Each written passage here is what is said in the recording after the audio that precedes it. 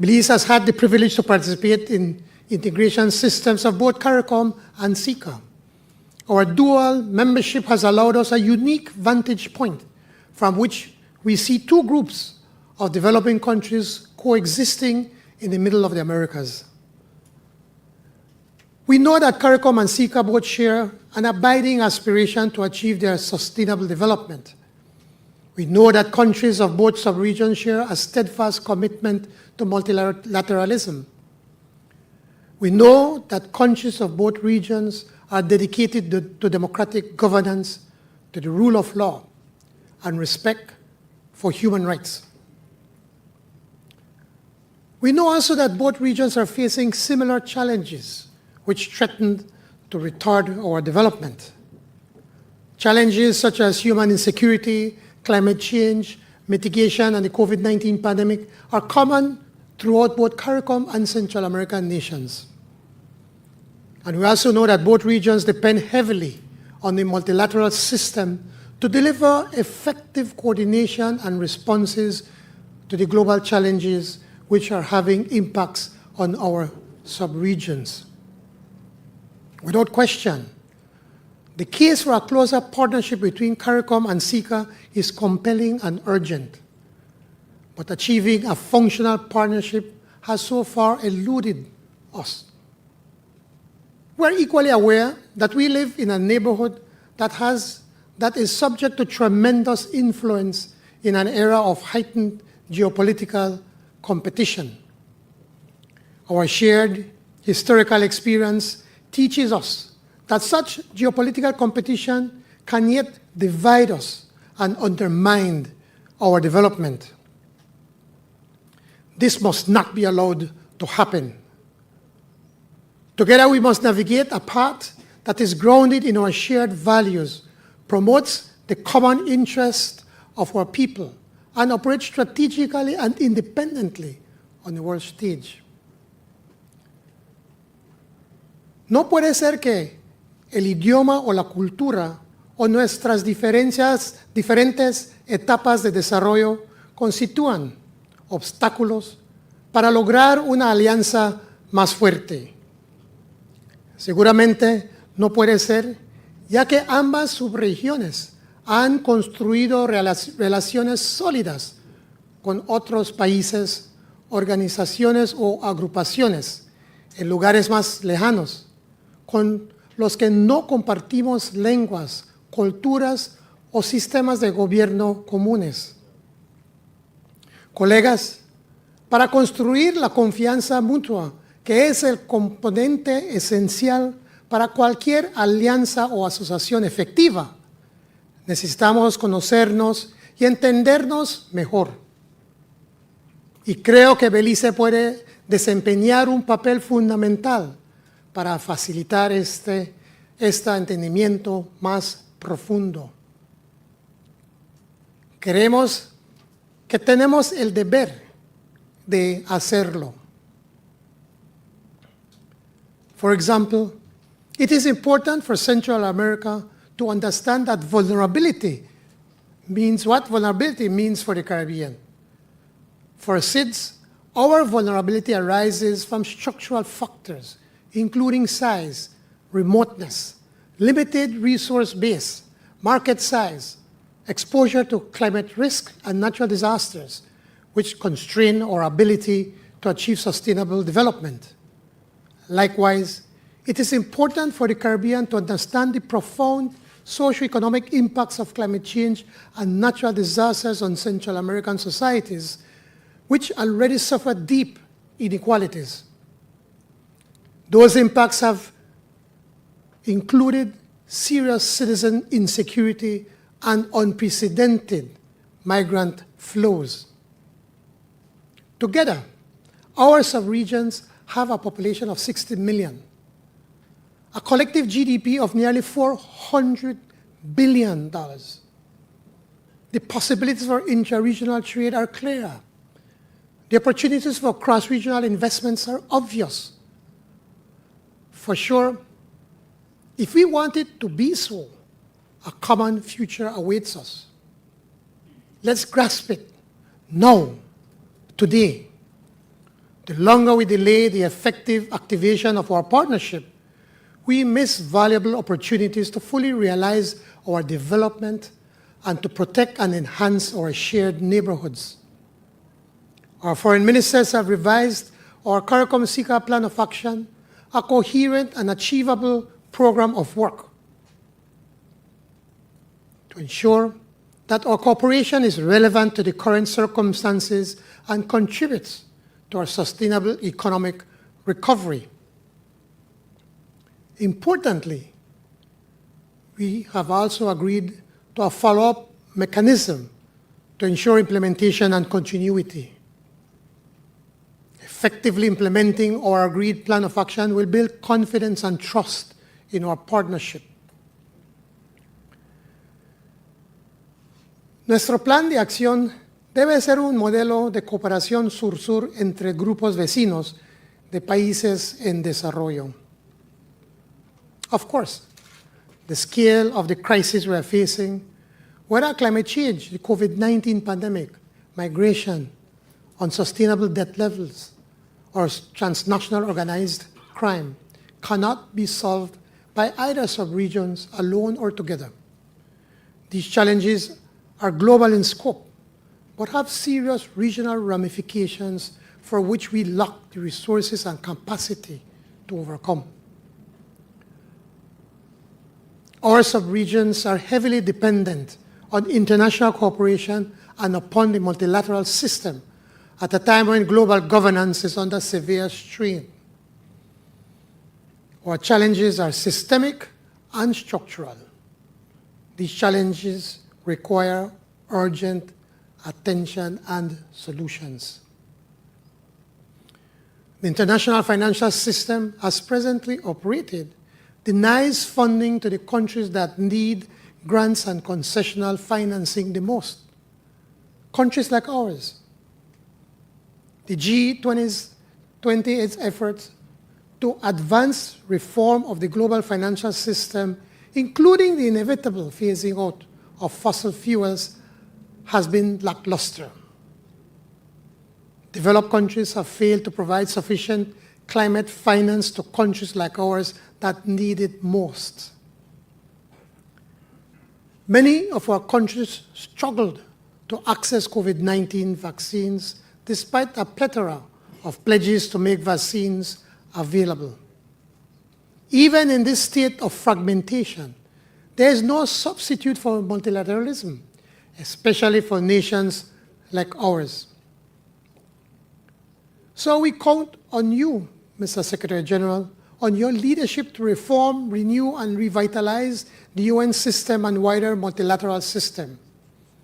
And I assure you that you can count on our support for realizing our common agenda. Excelencias, señoras y señores, me complace mucho que hayamos convocado esta tan esperada cuarta cumbre de CARICOM y SICA. Realmente creo que su presencia aquí, demuestra un compromiso con una asociación CARICOM-SICA fuerte y mutuamente beneficiosa. Ladies and gentlemen, heads, friends, I look forward to fruitful deliberations. Muchísimas gracias.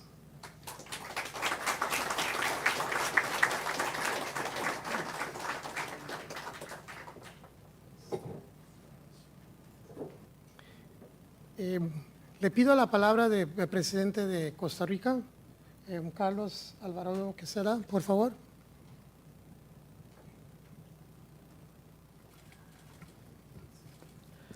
Muy buenos días a todos y a todas. Señor Johnny Briceño, primer ministro de Belice y presidente pro tempore de la Comunidad del Caribe, CARICOM. Of the CARICOM presidency, Mr. Alberto Fernandez, that is here A with las us señoras y today. señores Presidents, ladies and gentlemen, members of the CARICOM, as well as their prime ministers and to the presidents of the member countries of the SICA region, Antonio Gutierrez, General Secretary of the United Nations, señora Ms. Carla Barnett, General Secretary of the CARICOM community, and ladies and gentlemen, vice ministers, dear friends, everyone, thank you. I would like to thank Mr. Jan Briceño, Prime Minister of Belize, for its warm welcome to Belize. I have the privilege of seeing a beautiful country from what I have seen. Thank you very much, John.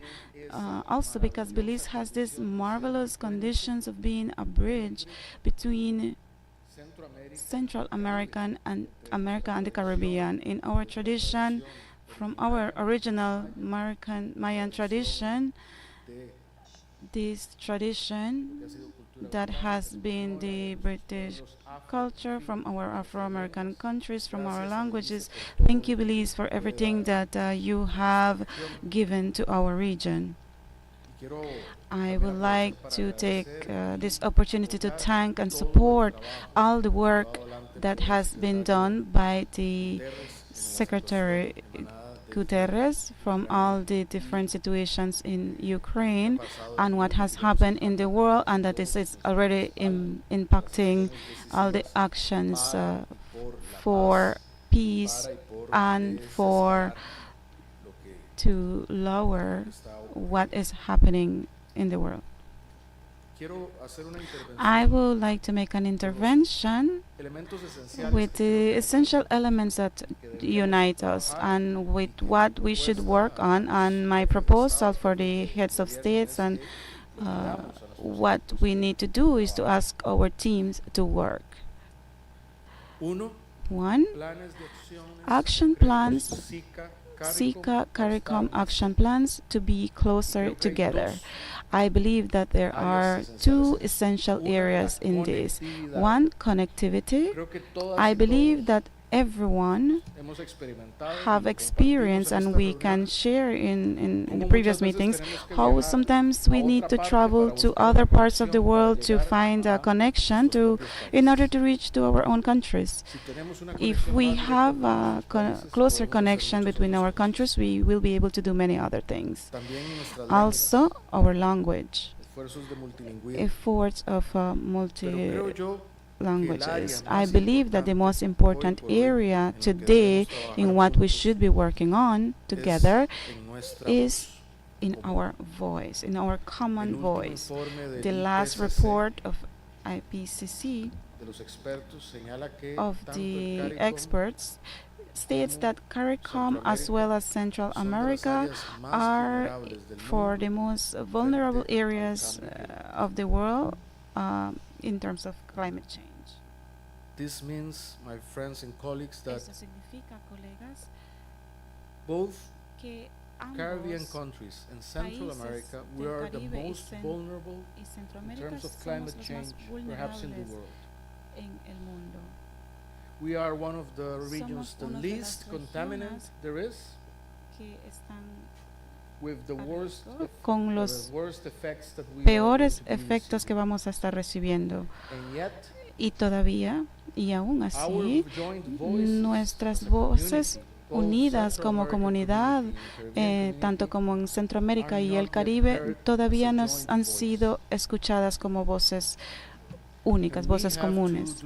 Tenemos que hacer los planes pertinentes para aliviar esta situación, pero para que esto pueda suceder y traer soluciones, debemos de realizar cambios de las 20 países que contaminan en todo el mundo. Y esos países no están en nuestras regiones. Muchas de nuestras regiones están a punto de perder debido a los desastres.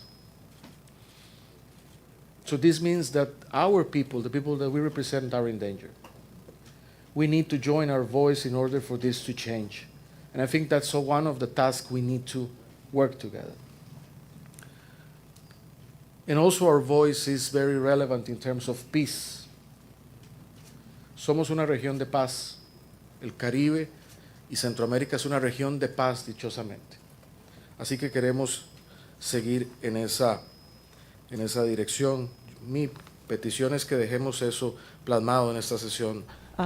State that in this work session, all the support for my support for the UN Secretary General, which is supported by our countries. I would like to thank Johnny and also Alberto Fernandez for being here today. Thank you.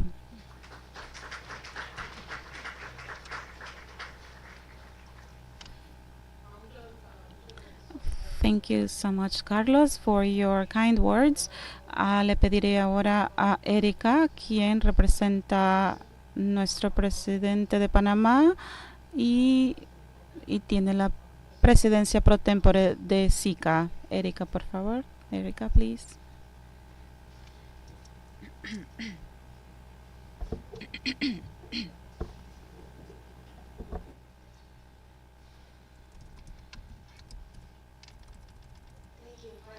Muchas gracias, primer ministro, y gracias por invitarnos. Estamos agradecidos por su hospitalidad, su excelencia, mandatario. CICA, CARICOM members, I have to start by presenting the most heartfelt excuses from my President Cortizo from Panama. Quarantine and COVID made it impossible for him to be here, but he remains extremely in touch and trying to collaborate as much as possible, because it is not lost on us the extraordinary moment and the symbolism of why we're here. It is not only that it has been 11 years, but there's also something very important happening in the world, something very grave and very difficult. So the fact that 22 countries are coming together cannot be lost on us, and the power and the message that that sends, it's also extremely important. So we need to embrace it and understand. So if you allow me to just share a reflection with you, is what that means and what we do with that power. Because this summit opens two things. One, we go back to normality. We go back to seeing ourselves face to face, to the meetings, to that necessary discussions, as you were describing, long and necessary. And it also sends us back to normality. But as we go back to this quasi-normality, we need to figure out how we're going to focus our energy, how we're going to focus our attention, and think about it now as a way of survival, because there is no margin for error. What we were hearing before, I want to make it even more grave and more profound, because the pandemic itself left us with a terrible toll. Having only 8% of the population, we have, as of now, 27% of death. So 8% of the population, 27% of death. That's a terrible, terrible ticket that we all bear, we all share, and we all need to reflect on it. That means, and the same actually, or actually worse, happened with vaccines, as we were all struggling trying to find those vaccines and to get access, unequal access, while other countries were able to provide for themselves quicker and better. And that health situation also sent us into one of the worst recessions, economic recessions. And so as we are trying and struggling now to come out of that economic recession, the situation in Ukraine sends us back. And it will probably do worse, as we were hearing, with the price of oil, with fertilizer, everything that we need for our survival, for our agriculture. So as we're trying to recover, and in this pivotal moment, we need to think about how are we using the power of 22 states here together, and in every single multilateral platform, we can come in as a bloc, and we can set the pace or not, and we can be proxies for others to decide what they want to do with us. So this is an incredible moment, an important one, to set a common agenda. Central America, together with the Caribbean, is unbeatable in this hemisphere. We know it, and we're not using it. The agenda, the common agenda, it is, at the end, the only way of survival for our region. And we need to embrace it and make sure that we come out stronger, more powerful, and recognizing what we can do. We are, as we were hearing, one of, at the end, the regions that most contributes to this planet in terms of climate, yet has some of the harshest consequences. And there are multiple and millions of dollars that are mobilized daily, and they're not coming to our region. Again, Central America and CARICOM together can make a harder bargain for that. So, ladies and gentlemen, we thank you. We're grateful to be here. We're grateful that we're hosting, and we try and we strongly suggest, let's think about unity.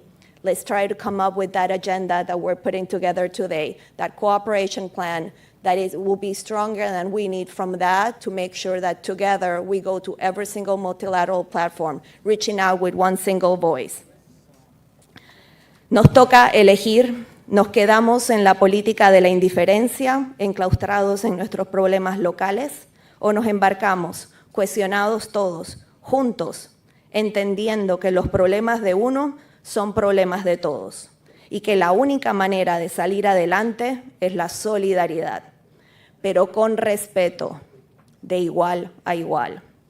Una agenda común para todos, esa es la propuesta.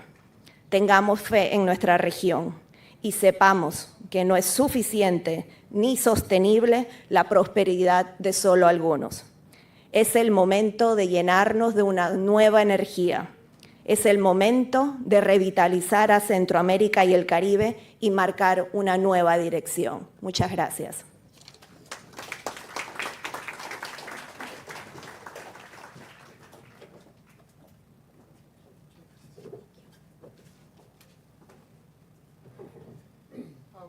Muchas gracias. Thank you very much. I think this is the end of the official opening.